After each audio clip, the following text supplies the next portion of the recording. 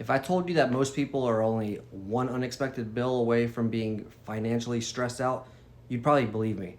Because honestly, a lot of people are feeling that pressure right now. And here's the crazy part: saving money is not actually as much about income as people think it is. Because I personally know people making six figures who still live paycheck to paycheck, while other people making way less quietly build up savings accounts and investment accounts and emergency funds over time. That's because saving money is usually not an income problem first, right? It's a systems problem when you think about it. Before we get into this video and everything about it, quick disclaimer as always: I'm Eric, welcome to my channel, and I'm not a financial advisor. I'm just sharing what's worked for me and what I've learned building my own portfolio and how I personally think about money and saving money. Now, here's the thing that changed everything for me. Most people think saving money is about discipline. And yes, it is to an extent, but that's not everything. It's about environment and automation. Because if saving money depends entirely on motivation and willpower, most people will fail eventually. That's just the reality. That's the honest truth of it. You might start strong for a few weeks, maybe even a month or two, but eventually life happens, stress happens, temptation happens, and suddenly the savings plan disappears, right? We're all guilty of it. We would all end up doing it. And honestly, that's exactly what happens to most people. Now, what really changed my thinking was realizing that your brain is actually designed to prioritize short term rewards over long term rewards. That's why buying something today feels exciting, right? But saving for something 10 years away feels boring. That's human psychology, and that's normal. And once you understand that, you stop trying to fight yourself and start building systems that work for you instead. Now, let's break this down in a way that actually feels manageable. Because when people hear save $10,000, they immediately will panic mentally, right? But when you break it down monthly, weekly, or even daily, it suddenly starts feeling realistic. $10,000 in 1 year breaks down to about $830 per month. Sounds better, right? Now, for some people, that's still going to sound aggressive, and that's understandable. But if we break it down even further, that's around $200 per week. Sounds better, right? And now you start realizing this is less about some impossible number and more about controlling leaks and building momentum. Now, one thing I want people to understand is this: most people do not save their way to financial freedom overnight. This is something that takes years and years and years. What they do is create systems that slowly improve over time. And honestly, I think that's a much healthier way to approach money. Now, the biggest thing I'd tell anyone trying to save aggressively is this: you need separate buckets for your money. Because if all of your money sits in, say, one account, eventually your brain treats all of it like spending money. That's why I think having multiple accounts changes everything. And it changes it psychologically. You need one account for bills, right? And maybe you have one account for spending and one account specifically for savings. And the savings account needs to feel separate. Not mentally, but physically. At a different bank, even if possible, right? Because if your savings is too easy to access, eventually you'll justify touching it, or you'll try to justify it. That's human nature. And honestly, most people don't ruin their savings with emergencies, they ruin it with convenience.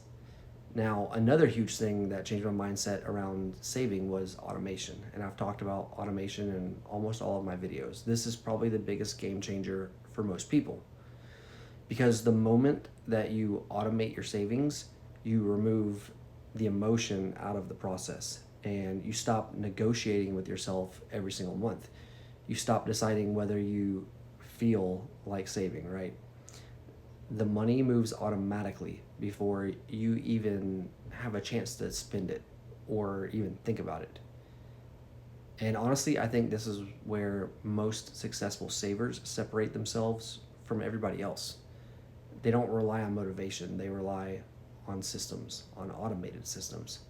Now, another thing I started realizing is that saving becomes much easier once you stop trying to save giant amounts immediately. I started with very small amounts before it grew over time because people get overwhelmed trying to change their entire life overnight. Same thing with going to the gym to get in shape or getting on a diet.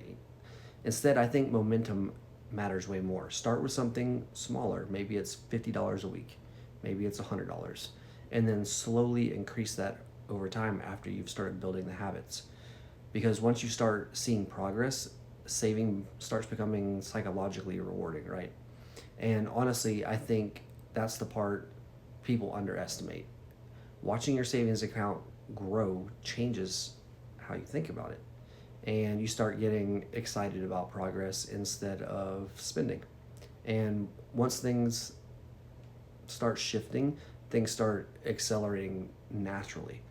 Now, another thing I think people ignore is how much money quietly disappears every single month. And this is something that I constantly watch with myself. Subscriptions, food delivery, impulse purchases, Amazon purchases at midnight. I check my subscriptions like every couple months just to make sure I don't have anything in there that I don't need. Random convenience spending is also another big one. Most people don't realize how many small leaks exist until they actually track their spending honestly. And this is why I think everybody should track every dollar for at least 1 month, one whole month.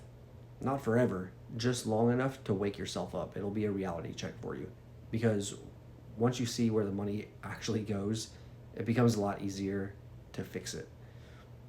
Now, another thing I'll tell people is this: do not rely on cutting expenses. That's important. But eventually, there's a limit to how much you can cut out of your life. And at some point, income does matter too. And honestly, side hustles completely changed how I was able to save and invest aggressively. I was always a small saver before until I started side hustles, and then it became huge because every extra dollar from side income became money I could redirect towards my future, and I never paid myself a dime of that side income for spending. It always went to investments. And I think this is where people underestimate how powerful small extra income streams can really become. Dog walking, selling things around your house, content creation, freelancing, a skill set you're good at, overtime at work, Facebook Marketplace. There's a million ways to make small amounts of money. And those small things stack up much faster than people realize. Now, one thing I really want to stress is this: you don't need to become miserable to save money. That's not the goal. The goal is intentionality. Because there's a huge difference between spending intentionally and leaking money unconsciously.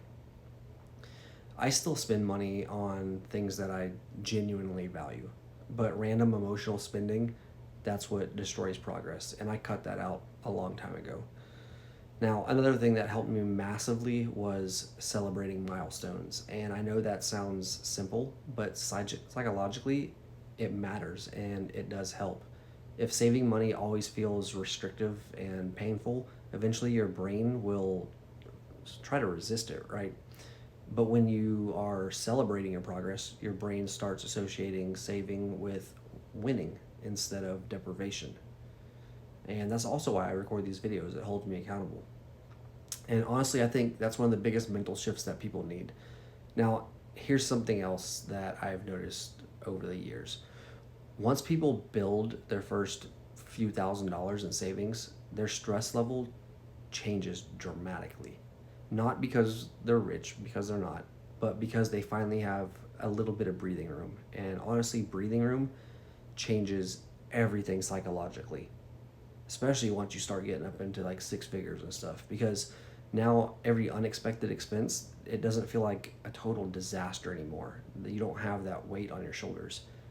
And the last thing I'll say is this: saving $10,000 is not really about the money.